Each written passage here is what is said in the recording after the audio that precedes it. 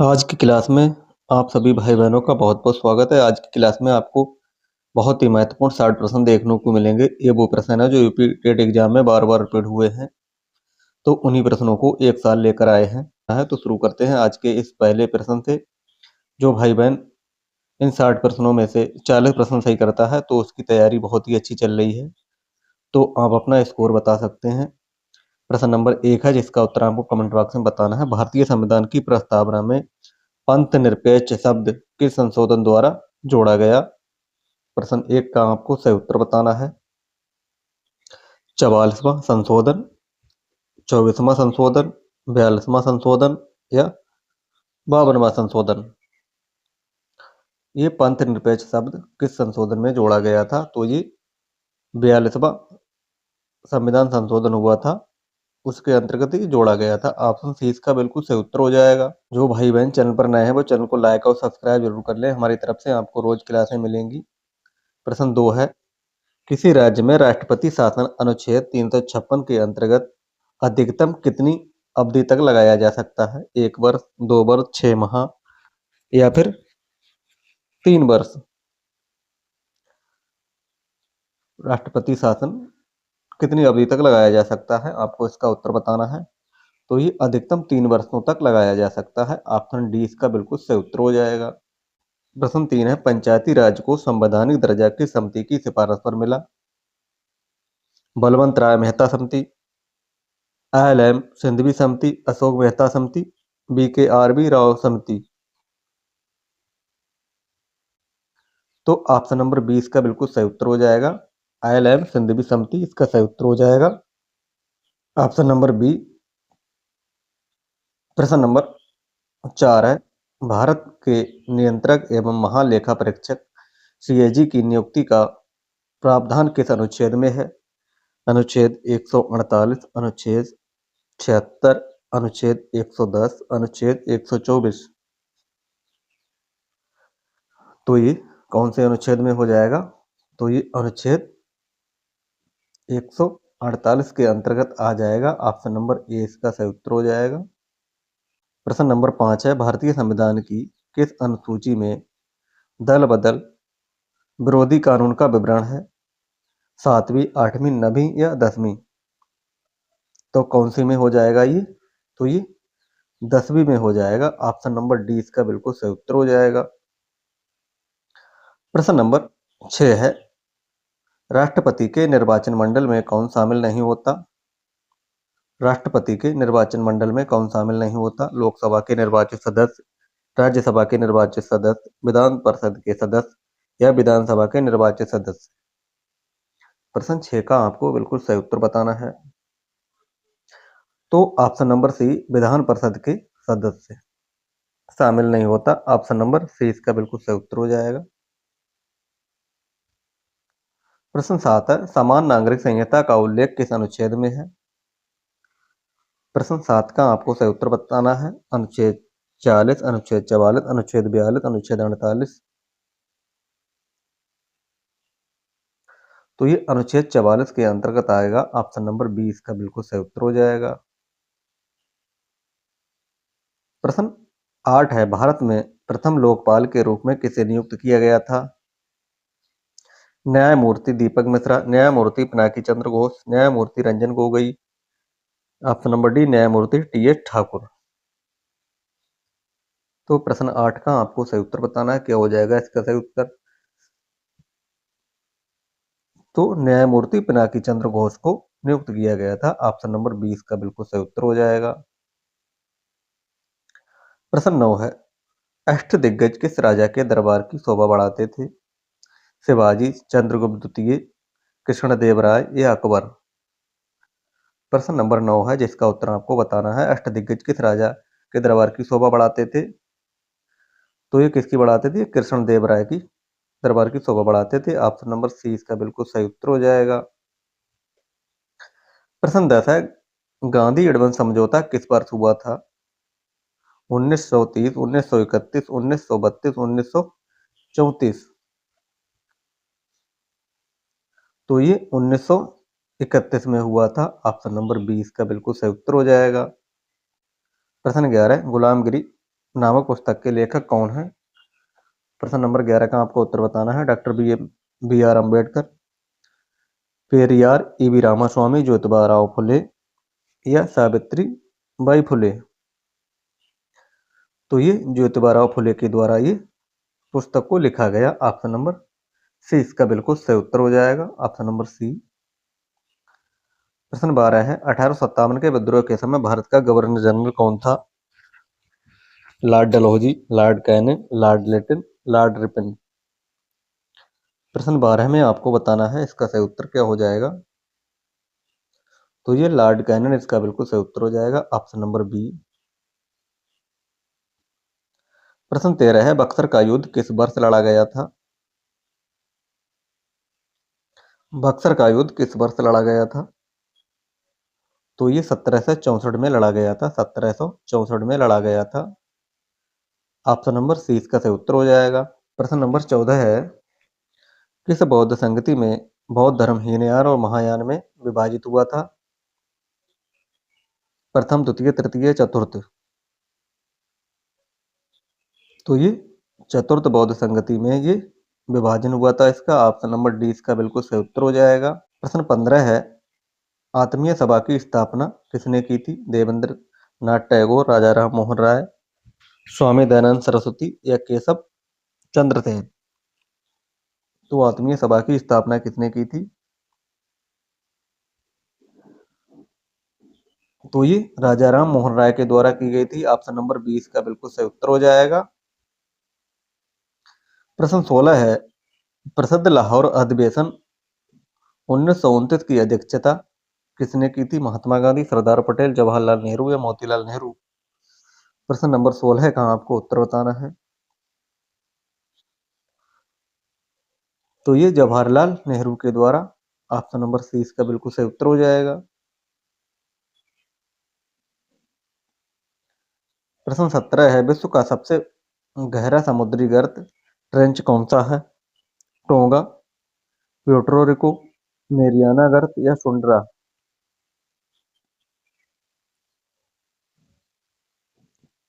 तो सबसे गहरा समुद्री गर्त ही मेरियाना गर्त हो जाएगा, ऑप्शन नंबर सी इसका बिल्कुल सही उत्तर हो जाएगा।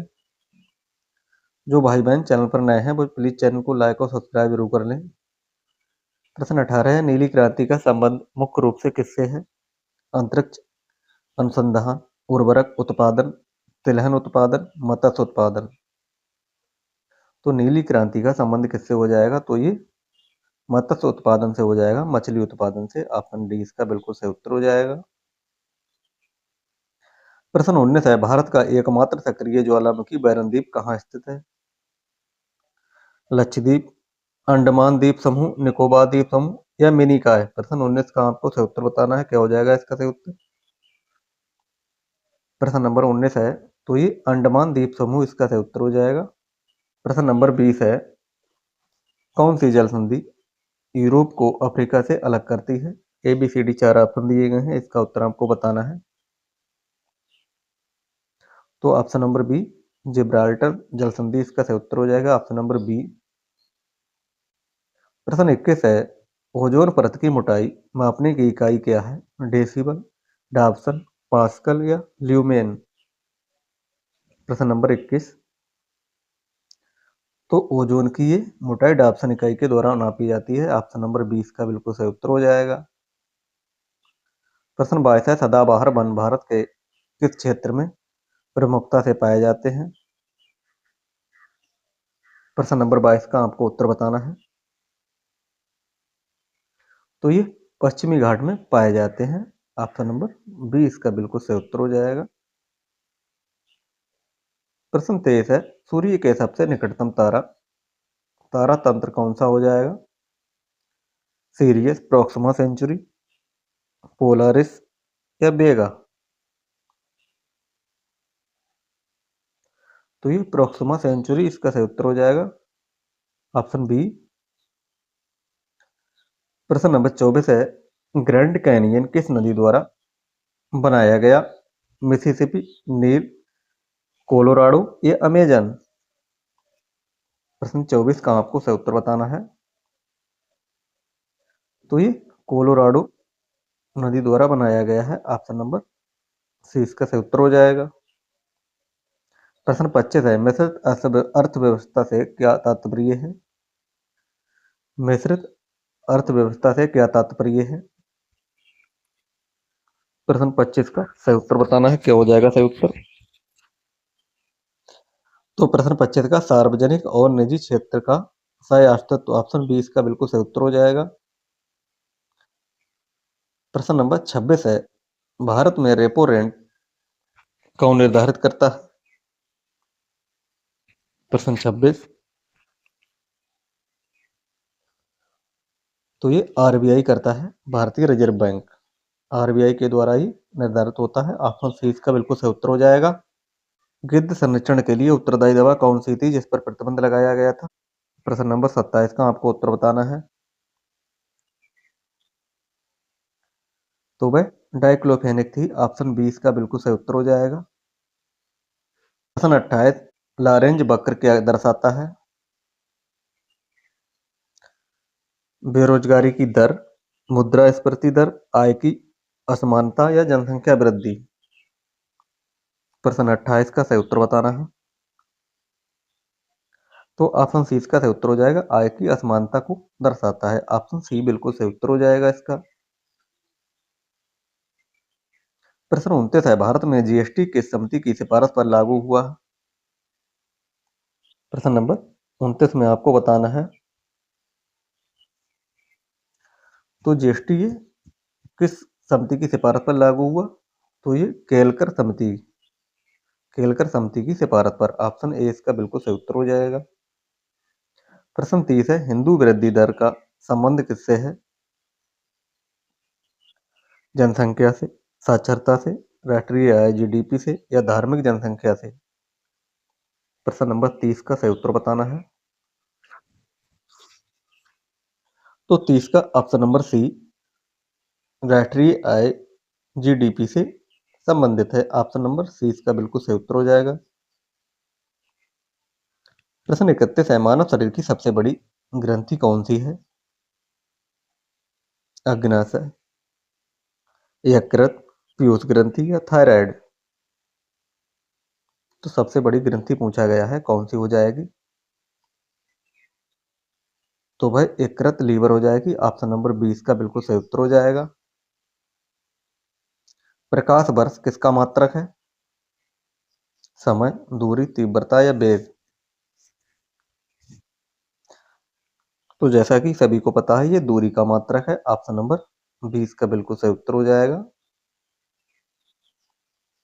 प्रश्न 33 है, शुष्क बर्फ किसका ठोस रूप है? नाइट्रोजन, ऑक्सीजन, कार्बन डाइऑक्साइड या हाइड्रोजन? प्रश्न 33 का आपको सही उत्तर बताना है। तो शुष्क बर्फ ये किसका हो जाएगा? कार्बन डाइऑक्साइड का हो जाएगा। ऑप्शन सी इसका बिल्कुल सही उत्तर हो जाएगा।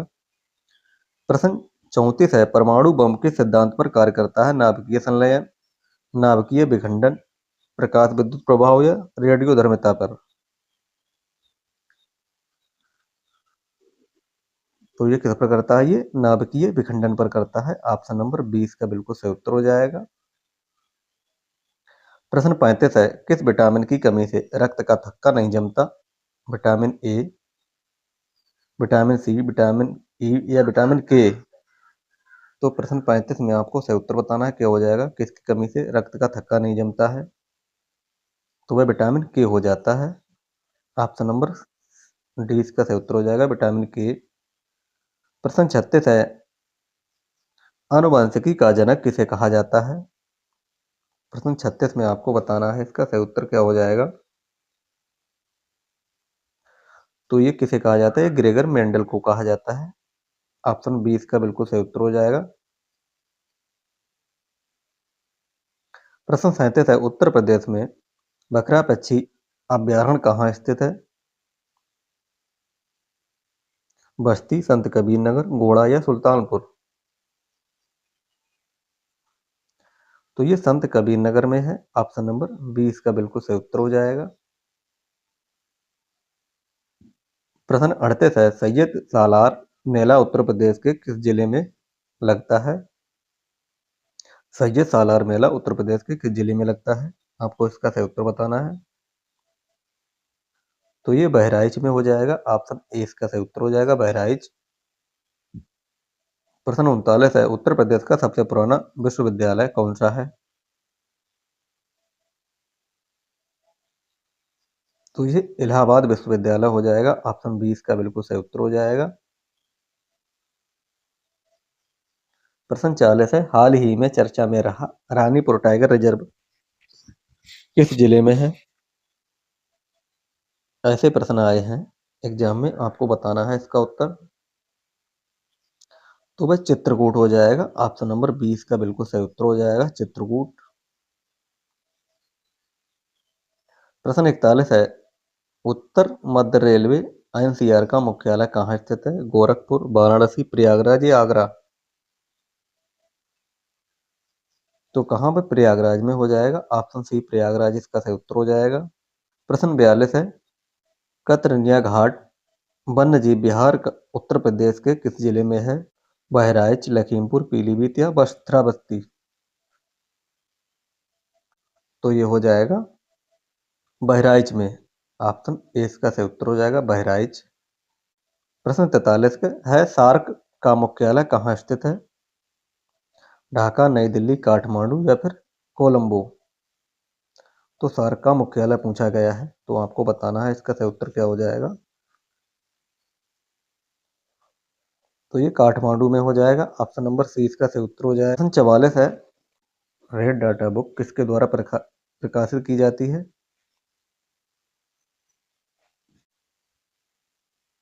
तो ये IUCN के द्वारा। ऑप्शन बी इसका बिल्कुल सही उत्तर हो जाएगा। प्रश्न 45 है, एशियाई विकास बैंक ADB का मुख्यालय कहाँ है? तो ये मनीला में हो जाएगा। ऑप्शन बी इसका सही उत्तर हो जाएगा, मनीला। प्रश्न 46 है, भारत में सबसे पहले नगर निगम की स्थापना कहाँ हुई थी? कलकत्ता, मद्रास, बम्बई या दिल्ली?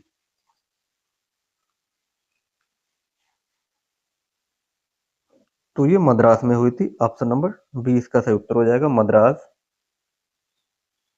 प्रश्न 47 है, मिनी माता रोग किसके प्रदूषण के कारण से होता है? कैडमियम, सीसा, पारा या आर्सेनिक?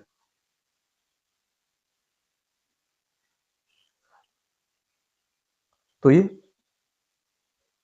पारा के प्रदूषण के कारण होता है। ऑप्शन सी इसका सही उत्तर हो जाएगा। प्रश्न 48 है, भारत में राष्ट्रीय आय का आकलन सबसे पहले किसने किया? नंबर 48 का आपको सही उत्तर बताना है, क्या हो जाएगा इसका सही उत्तर? A B C D 4 option दिए गए हैं, इसका उत्तर आपको बताना है। तो ये दादा भाई नौरोजी इसका सही उत्तर हो जाएगा। Option number B. 48 का ऑप्शन नंबर 20 का दादा भाई नौरोजी इसका सही उत्तर हो जाएगा। प्रश्न 49 है, ग्रैंड स्लैम शब्द किस खेल से संबंधित है? प्रश्न 49 का सही उत्तर बताना है। तो ये टेनिस से हो जाएगा। ऑप्शन बी इसका बिल्कुल सही उत्तर हो जाएगा।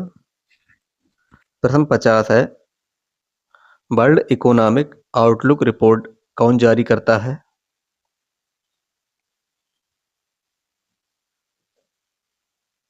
तो ये अंतरराष्ट्रीय मुद्रा कोष IMF करता है। ऑप्शन बी सही उत्तर हो जाएगा इसका। प्रश्न 51 है, इंसुलिन का उत्पादन मानव शरीर के किस अंग में होता है?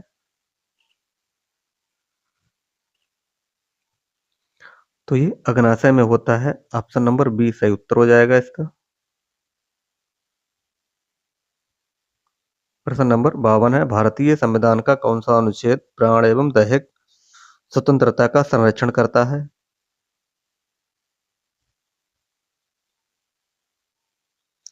तो ये अनुच्छेद 21 करता है। ऑप्शन सी सही उत्तर हो जाएगा इसका। प्रश्न नंबर 53, भूमध्य सागर का प्रकाश स्तंभ किस ज्वालामुखी को कहा जाता है?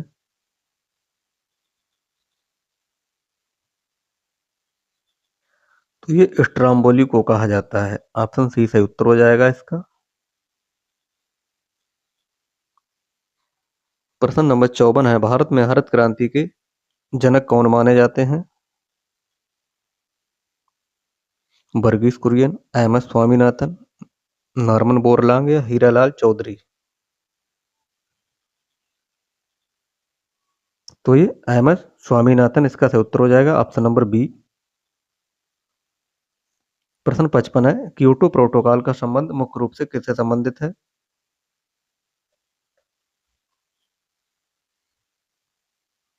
तो ये जलवायु परिवर्तन ग्रीन हाउस गैसों से है, ऑप्शन डी इसका सही उत्तर हो जाएगा। प्रश्न नंबर 56 है, नाबार्ड की स्थापना किस पंचवर्षीय योजना के दौरान हुई थी? चौथी, पांचवी, छठी या सातवीं? तो ये छठी पंचवर्षीय योजना के दौरान हुई थी, ऑप्शन सी इसका सही उत्तर हो जाएगा। प्रश्न 57 है, कविराज की उपाधि किस गुप्त शासक को दी गई थी? चंद्रगुप्त प्रथम, समुद्रगुप्त, स्कंदगुप्त या श्रीगुप्त? तो ये समुद्रगुप्त को इसकी उपाधि दी गई थी, ऑप्शन नंबर बी इसका सही उत्तर हो जाएगा, समुद्रगुप्त। भारत का सबसे लंबा राष्ट्रीय राजमार्ग कौन सा है? प्रश्न 58 में आपको बताना है। तो ये NH 44 हो जाएगा, ऑप्शन बी सही उत्तर हो जाएगा इसका। प्रश्न 59 है, रामसर सम्मेलन का संबंध किसके संरक्षण से है? तो ऑप्शन बी नमभूमि के संरक्षण से है, ऑप्शन बी इसका सही उत्तर हो जाएगा। आज का अंतिम प्रश्न है, स्वतंत्र भारत का प्रथम बजट किसने पेश किया? प्रश्न 60 का उत्तर आपको बताना है, क्या हो जाएगा इसका सही उत्तर?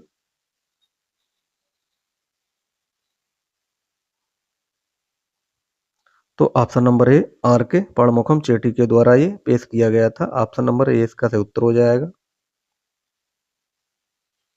ये रहे आज के बहुत ही महत्वपूर्ण 60 प्रश्न। इन 60 प्रश्नों में से कितने प्रश्न सही किए हैं इसका उत्तर कमेंट बॉक्स में जरूर बताएं। आज की ये क्लास कैसी रही इसके बारे में भी जरूर बताएं। आज के लिए इतना ही, मिलते हैं कल, तब तक के लिए धन्यवाद।